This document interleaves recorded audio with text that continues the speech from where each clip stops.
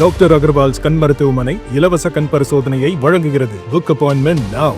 பழைய குற்றாலத்திலிருந்து தென்காசி வரை செல்லும் அரசு பேருந்தில் ஏற விடாமல் தடுத்த ஓட்டுநர் மற்றும் நடத்துனரிடம் பெண்கள் வாக்குவாதத்தில் ஈடுபட்டதால் பரபரப்பு நிலவியது. முதலில் இந்த காட்சிகளை பார்க்கலாம்.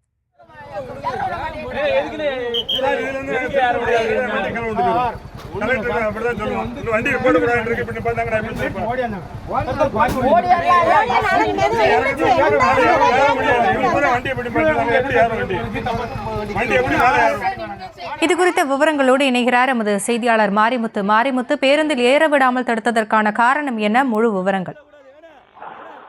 நிச்சயமாக, அதாவது பழைய குற்றாலம் அருகே மகளிர் இலவச பேருந்தில் குழந்தையுடன் ஏறிய பெண்களை வேறு பேருந்தில் செல்லுமாறு கூடிய நடத்துனரால் மிகப்பெரிய வாக்குவாதம் ஏற்பட்டது.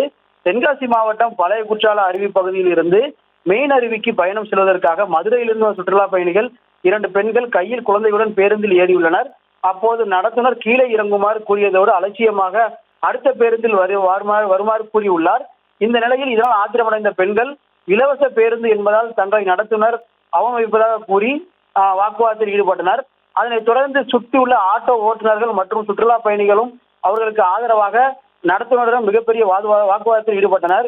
இதனையடுத்து அந்த இடத்தில் இருந்து அந்த பேருந்தை இயக்கிக் கொண்டு நடத்துனரும் ஓட்டுநரும் அங்கிருந்து சென்றனர். இதனால் அந்த இடத்தில் மிகப்பெரிய ஒரு பரபரப்பு ஏற்பட்டுள்ளது.